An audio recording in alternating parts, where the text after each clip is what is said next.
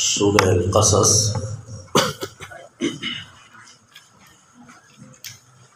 آیت نمبر 5۔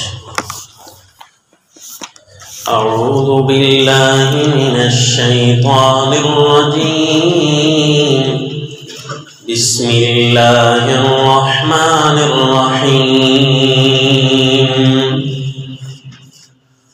وَنُرِيدُ أَن نَّمُنَّ عَلَى الَّذِينَ اسْتُضْعِفُوا فِي الْأَرْضِ وَنَجْعَلَهُمْ أَئِمَّةً وَنَجْعَلَهُمُ الْوَارِثِينَ وَنُمَكِّنَ لَهُمْ فِي الْأَرْضِ وَنُرِيَ فِرْعَوْنَ وَهَامَانَ وجنودهما منهم ما كانوا يحذرون۔ وصلی اللہ علی النبی الکریم۔ سلسلہ قصص القرآن میں واقعہ سیدنا موسیٰ علیہ السلام کا تسلسل جاری ہے۔ گزشتہ محفل میں بنی اسرائیل کی مظلومانہ زندگی کی وجہ کہ ان پر ظالم کیسے مسلط ہوئے، کیوں مسلط ہوئے، گوش گزار کی تھی کہ اللہ تعالیٰ نے اس قوم کو بڑی ترقیاں عطا فرمائی تھی۔ مسلم شریف کی حدیث ہے کہ سب سے پہلے عورت کے فتنے میں یہ لوگ مبتلا ہوئے اور کئی صاحب فضیلت تباہی اور بربادی کے دھانے پہنچ گئے، بڑے بڑے لوگ گرے، اور یوں بنی اسرائیل کا فتنہ بڑھتا چلا گیا، آزمائشیں زیادہ ہوتی چلی گئیں، بلندیوں پر پہنچنے والی قوم ذلتوں پہ پہنچ گئی۔ یستضعفون فی الارض، زمین میں اگر کسی کمزور کی مثال دی جاتی تھی تو وہ بنی اسرائیل کی مثال دی جاتی، حالانکہ اللہ نے انہیں بڑی فضیلت دی اور خود فرمایا وَفَضَّلْتُكُمْ عَلَى الْعَالَمِينَ، میں نے جہان والوں پر تمہیں فضیلت دی ہے۔ جب سے بنی اسرائیل شروع ہوئی اس وقت سے بادشاہت ان کے حوالے کر دی گئی، یعنی حضرت یعقوب علیہ السلام کے اولاد ان میں ہی بادشاہت آئی، لیکن سلسلہ چلا اور سیدنا یوسف علیہ السلام کے بعد آتے اس مقام تک پہنچ گئے، ان کے پچھلے لوگ ان کی جانشینی میں خلاف ورزی کرنے والے، فخلف من بعدهم خلف اضاعوا الصلاة واتبعوا الشہوات، کہ جو نیک لوگوں کے پیچھے آنے والے جانشین جو ان کے تھے، سب سے پہلے عبادتوں کو انہوں نے ضائع کیا۔ واتبعوا الشہوات، جب عبادتیں بندے کے پاس نہ ہوں تو پھر شہوتوں کا غلبہ زیادہ ہو جاتا ہے، پھر انہوں نے شہوتوں کے پیچھے چلنا شروع کر دیا، تو پھر قیامت کی سزائیں تو تھیں ہی صحیح، دنیا میں بھی اللہ نے بلندیوں اور عزتیں ان سے چھین لی، اللہ یعوذ باللہ۔ یوں یہ قوم کمزور سمجھی گئی اور یوں ان پر ظالم در ظالم مسلط ہوتے گئے۔ اب ان پر آزمائشوں کی انتہا ہونے لگی، نقطہ عروج آیا۔ اللہ فرماتے ہیں گناہ تو انہوں نے بڑے کیے تھے، زیادتیاں تو ان کی بڑی تھی، چاہیے تو یہ تھا کہ ان کی فساد کی سزا اور بھی انہیں ملتی، لیکن وَنُرِيدُ أَن نَّمُنَّ عَلَى الَّذِينَ اسْتُضْعِفُوا فِي الْأَرْضِ، ہماری چاہت ہوئی کہ اب ان پر ہم احسان کریں، بس معاف کر دیں، باقی ماندہ چیزیں ہم ان کی چھوڑ دیں۔ حالانکہ تباہیاں انہوں نے بڑی مچائی تھی، فساد انہوں نے زیادہ کیے تھے، ایک فسادی فرعون ان پر مسلط ہوا، لیکن اس کو بھی سمجھانے لگے کہ تیرا فساد بھی اگر عروج کو کراس کر گیا، تیرا فساد بھی عروج تک پہنچ چکا ہے اور تباہیاں آ گئی ہیں، لہذا تجھے بھی سمجھنے کا موقع ملتا ہے۔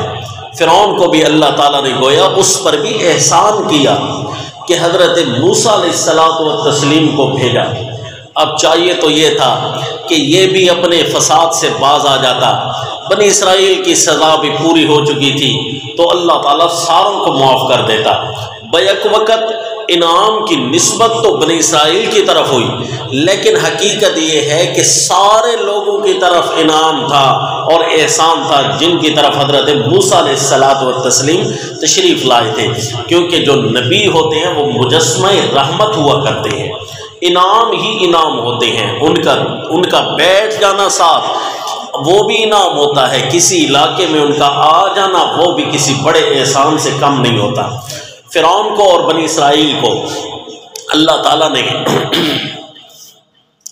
بیک وقت ان پر احسان کرنا چاہا، دوسروں پر تو احسان ہو جائے گا کہ جو کمزور تھے اللہ انہیں بھی ان کے اندر ایک نبی بھیج رہے ہیں، اور ان پر بھی احسان ہو جائے گا جن کی طرف بھیجے گئے حضرت موسیٰ علیہ السلام یعنی فرعونیوں کی طرف، ان پر بھی احسان ہو جائے گا۔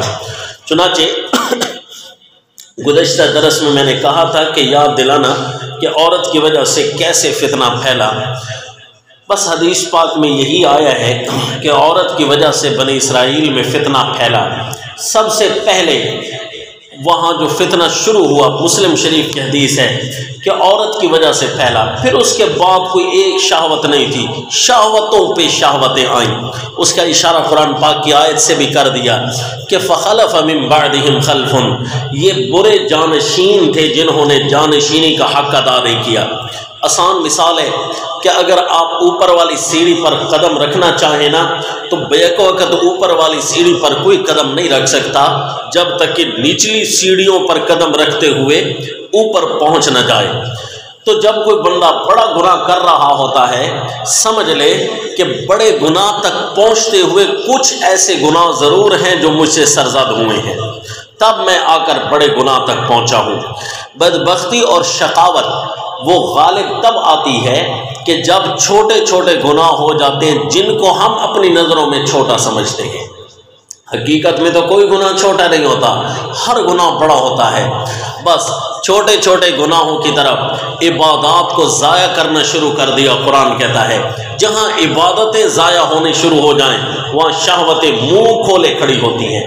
پھر حدیث پاک میں آیا کہ یہ جو شہوت کا گناہ ہے، یہ عورت جو ہوتی ہے شیطان اس کی شکل میں تمہارے سامنے آئے گا۔ واللہ عالم بھائی اس کا کیا مطلب ہے؟ یہ مطلب ضرور ہے کہ چاہے وہ جیسے بھی ہو، وہ شکل کی تمہیں اتنی بھانے والی بھی نہ ہو، اس کے باوجود شیطان تمہارے اوپر ایسا حملہ آور ہوگا کہ تمہیں گناہ میں ملوث کر دے گا۔ یعنی شیطان اس کی شکل میں آتا ہے، آگے اور پیچھے تمہارے ٹہلے گا۔ ہم سمجھ رہے ہوں گے ہم بازار میں چل رہے ہیں، بد نظری کر رہے ہیں، حقیقت یہ ہے کہ وہ شیطان ہمارے آگے پیچھے آ رہا ہوتا ہے، پتہ نہیں وہ عورت ہے بھی صحیح کہ نہیں، شیطان کس صورت میں ہمارے سامنے آیا ہوا ہے۔ رسول اللہ صلی اللہ علیہ وسلم نے سچ ارشاد فرمایا، بس یہ دعا فرمایا کریں، اللہم انی اسألک الہدی والتقی والعفاف والغنی، اے اللہ میں تجھ سے رہنمائی کا سوال کرتا ہوں، میری تربیت کر۔ بس کان تو مان رہے ہیں، دماغ تو سن رہے ہیں، سر تو ہل رہے ہیں، لیکن ہمارے دل تک آواز نہیں پہنچ رہی کہ ہم مان بھی جائیں دل سے کہ واقعی گناہ ہوا کرتے ہیں۔ اللہ میں مان نہیں رہا، میری مدد فرما۔ اللہم انی اسألک الہدی والتقی، اے اللہ مجھے تقوی نصیب فرما، گناہوں سے بچنا نصیب فرما، جس کے لیے میں دنیا میں آیا ہوں کہ اللہ تعالیٰ کی نافرمانیوں سے بچتے ہوئے اپنے لمحات کو عبور کروں گا۔ مانگ تو سکتے ہیں نا اللہ تعالیٰ سے مدد، انشاءاللہ اللہ وعدہ کرتے ہیں اجیب دعوت الداعی اذا دعانی، کوئی دعا مجھ سے کرے تو میں اس کی دعا قبول کر لوں گا۔ اور خصوصاً جب اپنی رفعتوں اور ترقیوں کے لیے کوئی دعا کرے نا، عبادتوں کے لیے اور دینداری کے لیے دعا کرے تو یہ بڑی جلدی قبول ہوتی ہے۔ اللہم انی اسألک الہدی والتقی والعفاف، اے اللہ میں پاک دامنی کا سوال کرتا ہوں، والغنا، اے اللہ میں ہر چیز سے بے پرواہ ہو کر صرف تیرا محتاج بننے کا سوال کرتا ہوں، میں کسی کا محتاج نہ بنوں۔ لہذا گناہوں سے بچ کر گزرنا، یہ ہمارے سامنے اتنی بڑی قوم کی ہسٹری پڑی ہے کہ جو گناہوں سے بچتا ہے اللہ اسے رفعتیں نصیب کرتے ہیں، بلندیاں نصیب کرتے ہیں، اتنی بلندیاں نصیب کریں گے، اتنی بلندیاں نصیب کریں گے۔ حدیث پاک میں آتا ہے کہ جس طرح آسمان کے چمکتے تاروں کو ہم دیکھ رہے ہوتے ہیں نا، اسی طرح نیک لوگوں کو چمکتے ہوئے فرشتے بھی دیکھ رہے ہوتے ہیں۔ پھر عجیب پرسکون زندگی آئے گی، اس کیفیت کو زبان سے بیان نہیں کیا جا سکتا، اس کیفیات کی لذتیں ہی لی جا سکتی ہیں۔ اللہ ایسی حلاوتیں ہم سب کو نصیب فرمائے۔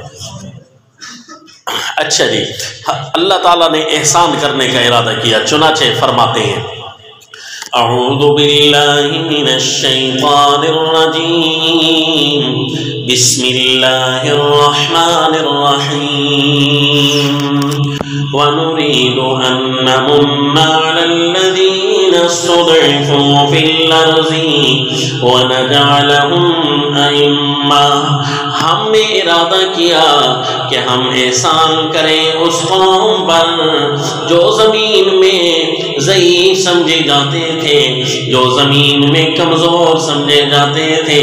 وَنَجْعَلَهُمْ أَئِمَّةً وَنَجْعَلَهُمُ الوارثین، اور ہم انہیں بنا دیں ائمتاً، بادشاہ زمین کا بادشاہ بنا دیں، لوگوں کا اگوان بنا دیں، امام بنا دیں، دینی امام، دنیاوی امام۔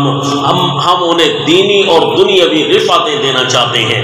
وَنَجْعَلَهُمْ أَئِمَّةً وَنَجْعَلَهُمُ الْوَارِثِينَ، اور ہم ہی ان کو بنا دیں وارث، یعنی زمین کا مالک۔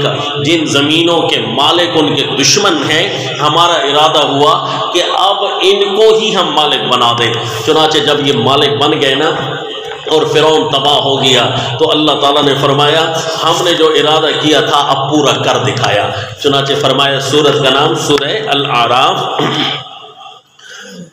آیت نمبر 137 دیکھیں نا، وہاں اللہ تعالیٰ انہی الفاظ کو تکمیل وعدہ کے طور پر ارشاد فرماتے ہیں وَأَوْرَثْنَا الْقَوْمَ الَّذِينَ كَانُوا يُسْتَضْعَفُونَ مَشَارِقَ الْأَرْضِ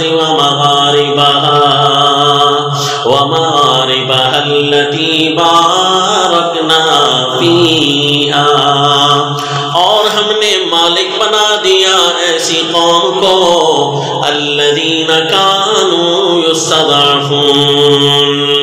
الاعراف 9 پارہ آیت نمبر 137۔ کانوا یستضعفون، وہ جو کمزور سمجھے جاتے تھے ہم نے ان کو مالک بنا دیا۔ مشارق الارض ومغاربها التي باركنا فيها، زمین کی مشرقوں تک، زمین کی مغربوں تک، جہاں جہاں ہماری برکتیں پھیلی ہوئی ہیں وہاں وہاں ان کی حکومتوں کو اللہ نے پھیلا دیا۔ یہ غلام قوم آج اللہ نے ان کو بادشاہتوں سے مالا مال کر دیا، قربانیاں دی ہیں انہوں نے، ہم نے ان کو وارث بنا دیا۔ وَنَجْعَلَهُمُ الْوَارِثِينَ، ہم نے بنا دیا ان کو مالک۔ وَنُمَكِّنَ لَهُمْ فِي الْأَرْضِ، اور ہم نے ان کو زمین میں طاقتیں عطا کر دی۔ وہ قوم جو اپنی مرضی کے بغیر اپنے گھر سے باہر نہیں نکل سکتے تھے، وہ قوم جو اپنی مرضی سے اپنے بچوں کو اپنے گود نہیں لے سکتے تھے، گھر سے باہر قدم نہیں رکھ سکتے تھے، کاروبار مرضی سے نہیں کر سکتے تھے، سانس لینا مشکل ہو گیا تھا، فرعون کی اجازتیں لینا پڑا کرتی تھی، آج اللہ نے ان کو زمین میں مالک بنا دیا۔ وَنُمَكِّنَ لَهُمْ فِي الْأَرْضِ، اور سب سے پہلا بنی اسرائیل کے فرد جن کو اللہ نے زمین میں بادشاہت عطا کی نا، وہاں بھی یہی لفظ استعمال فرمائے۔ بنی اسرائیل میں سب سے پہلے بادشاہ کون تھے جی؟ سیدنا یوسف علیہ السلام و تسلیم، وہاں اللہ تعالیٰ فرماتے ہیں کہ جیل میں پڑے ایک آدمی، ہمارے نبی جب وہ جیل سے باہر آئے، چند دن پہلے تو وہ اپنی مرضی نہیں کر سکتے تھے، لیکن ہم نے تھوڑے ہی عرصے میں جیل سے باہر نکال کر مرضیاں ان کے حوالے کر دی تھی۔ چنانچہ سورت کا نام سورہ یوسف میں فرمایا، بالکل یہی الفاظ ہیں۔ آیت نمبر 56 سورہ یوسف 13واں پارہ، وَكَذَلِكَ مَكَّنَّا لِيُوسُفَ فِي الْأَرْضِ يَتَبَوَّأُ مِنْهَا حَيْثُ نَشَاءُ نُصِيبُ بِرَحْمَتِنَا مَن نَّشَاءُ وَلَا نُضِيعُ أَجْرَ الْمُحْسِنِينَ۔ اور یہ ہمارا کمال ہے، وَكَذَلِكَ یہ لبیان الکمال آتا ہے، یہ ہمارا کمال ہے، کل قیدی تھا آج اللہ نے بادشاہ بنا دیا، یہ ہمارا کمال تھا۔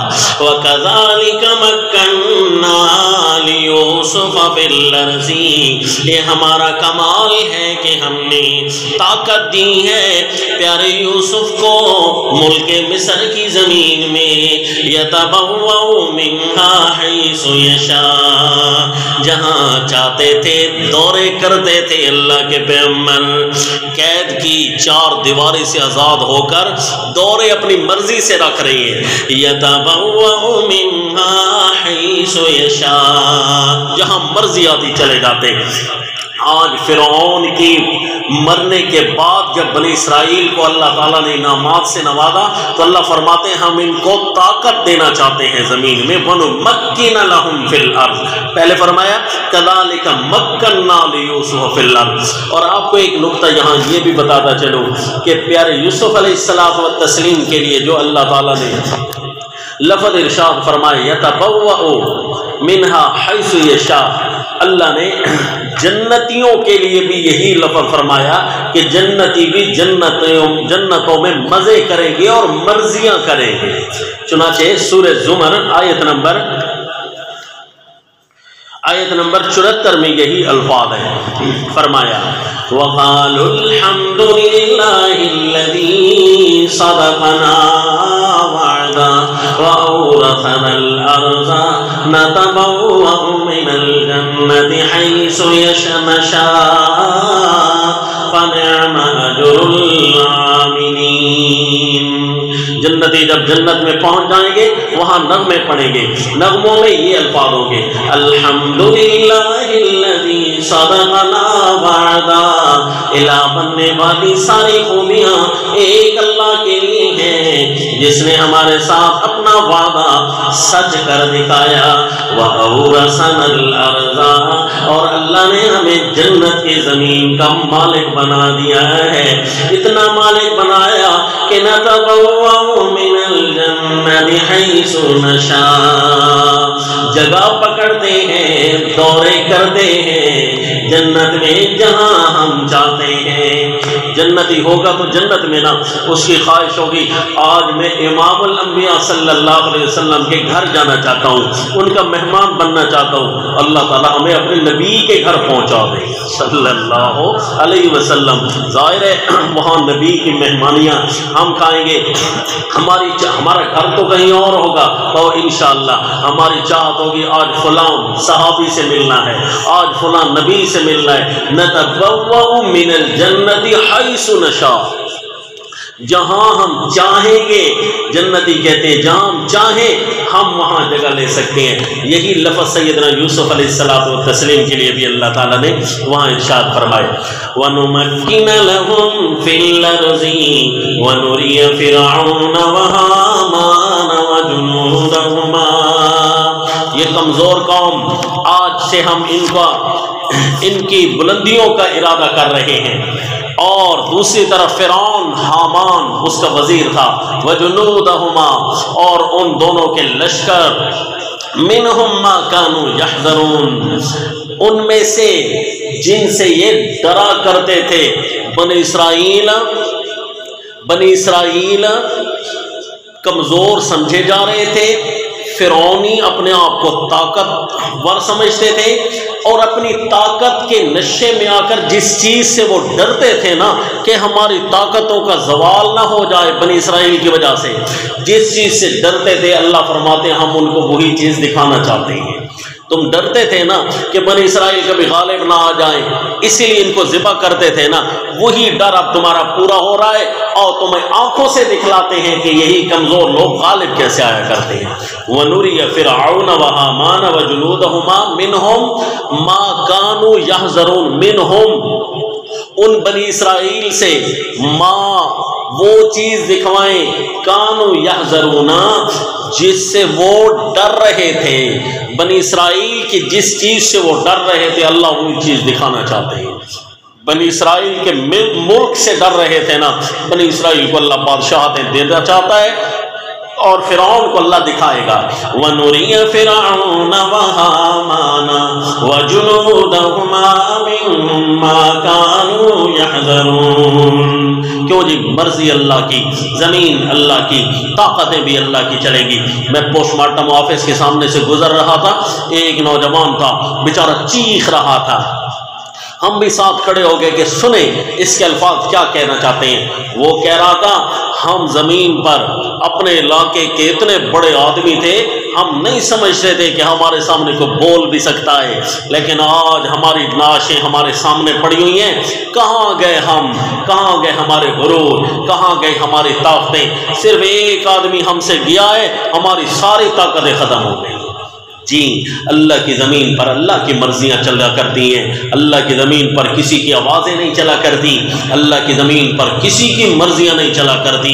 یہی زمین ہے، اسی سے پیدا ہوئے، پھر اس خاک سے پیدا ہونے والے کو اس خاک سے نفرت کیوں؟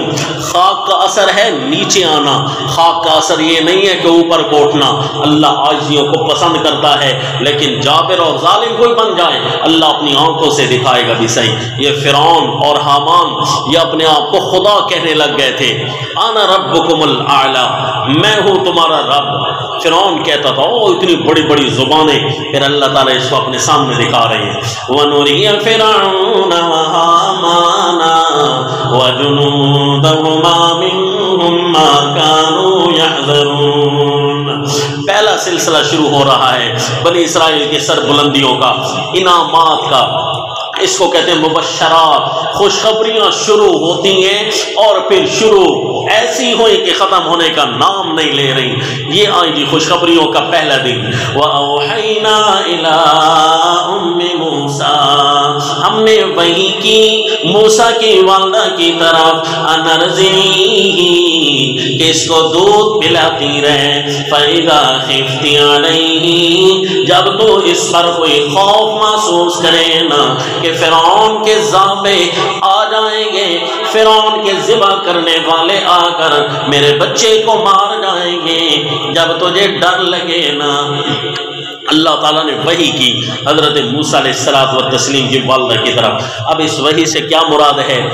وحی سے مراد ہے کہ اللہ نے دل میں کوئی الہام کیا، یا کوئی آواز اللہ نے پہنچائی، یا اللہ نے کسی فرشتے کو بھیجا، واللہ عالم، کوئی بھی صورت ہو سکتی ہے، ساری باتیں وحی کی تھیں۔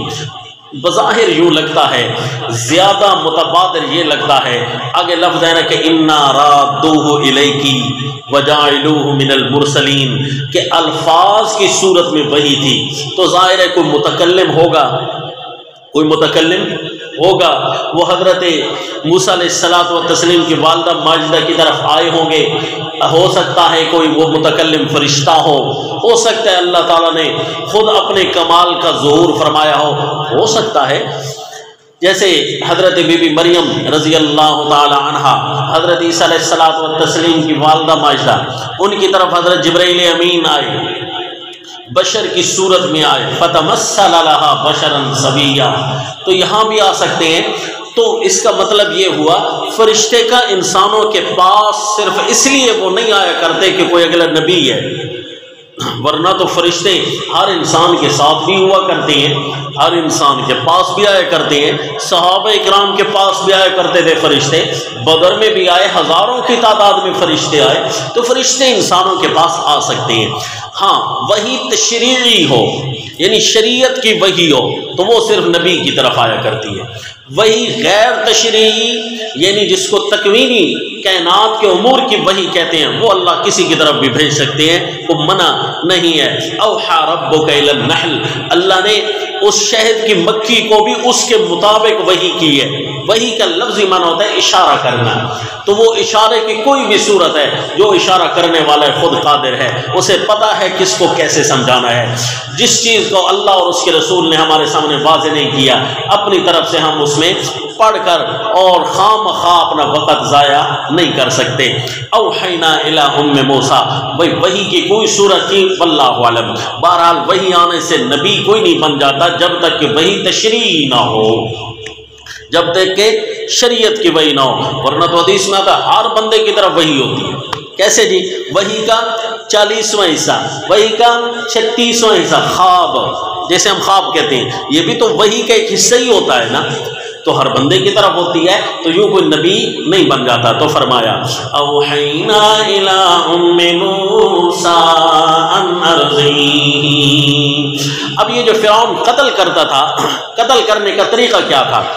1 سال قتل کرتا، دوسرے سال چھوڑتا، واللہ عالم، حدیث پاک میں نہیں آیا، بعض اسرائیلی روایات میں آیا ہے۔ ہو سکتا ہے اس نے کوئی ٹارگٹ رکھا ہو کہ کیسے بچوں کو قتل کرنا ہے، واللہ عالم کوئی صورت تھی۔ اتنی ضرور صورت تھی کہ حضرت ہارون علیہ السلام بھی بچ گئے زندہ، اور حضرت موسیٰ علیہ السلام و تسلیم بھی زندہ بچ گئے، حالانکہ قتل کا باقاعدہ انتظام اور ڈر تھا حضرت موسیٰ علیہ السلام و تسلیم کی والدہ ماجدہ کو۔ چنانچہ اللہ فرماتے ہیں کہ ہم نے ان کی طرف وحی کی کہ تو اس کو دودھ پلاتی رہے، اپنے پاس رکھ، اپنے سینے سے لگا، اپنا لخت جگر جو اپنی اولاد ہوتی ہے اللہ انعام کے طور پر فرماتے ہیں وَبَنِينَ شُهُودًا، بچے سامنے ہونا تو یہ انعام ہوا کرتا ہے۔ تو بچے جب دور ہونا شروع ہو جائیں تو ایک طرف کی مشکل ہی ہوا کرتی ہے کہ سارا ذہن ادھر ہی منتقل ہو جاتا ہے کہ میں اس کا ولی وارث ہوں، میں نہیں اس کا خیال کرنا ہے، وہ میری نظروں سے اوجھل ہے، تو ایک قسم کی ٹینشن سی لگی رہتی ہے۔ تو اللہ تعالیٰ نے فرمایا اپنے لخت جگر کو سنبھال کے رکھ، فَأَنْ أَرْضِعِيهِ، اس کو دودھ پلاتی رہے، فَإِذَا خِفْتِ عَلَيْهِ، جب تو اس پر خوف محسوس کرے نا، فَأَلْقِيهِ فِي الْيَمِّ، اسے ڈال دینا دریا میں، وَلَا تَخَافِي وَلَا تَحْزَنِي، نہ اپنا خوف کرنا، کوئی یہ نہیں کہ تیرا راز آؤٹ کر دے گا کہ اس کے ہاں بھی بچہ پیدا ہوا ہے۔ لہذا فرعون آ کر پوچھیں گے تیرے ہاں بچہ پیدا ہوا ہے، کہاں گیا تیرا بچہ؟ تو اپنا بھی ڈر نہ کرنا، تیرے طرف میں کسی کو نہیں پہنچنے دوں گا۔ وَلَا تَخَافِي، اپنا ڈر نہ کرنا، وَلَا تَحْزَنِي، اور بچے کا غم بھی نہ کرنا۔ یہ بچہ تو اس سے جدا تو ہو رہا ہوگا، لیکن حقیقت یہ ہے اِنَّا رَادُّوهُ إِلَيْكِ، ہم اسی بچے کو تیری طرف لوٹائیں گے ضرور۔ اِنَّا رَادُّوهُ إِلَيْكِ، یہ آئے گا ضرور تیری طرف، ہم ہی اسے لوٹائیں گے، اور صرف تیرے پاس آئے گا نہیں بلکہ یہاں بڑھے گا، پرورش پائے گا، وَجَائِلُوهُ مِنَ الْمُرْسَلِينَ، میں اللہ اسے نبی بناؤں گا۔ جی اس سے تو لگتا ہے کہ براہ راست الفاظ کی وحی تھی، کوئی سمجھانے والا سمجھا رہا تھا، بتانے والا بتا رہا تھا۔ الہام میں فقط یہ نہیں ہوتا کہ وہ نبوت کے خواب بھی کوئی دیکھنے لگ جائے، یا واللہ عالم کوئی بھی صورت ہو سکتی ہے۔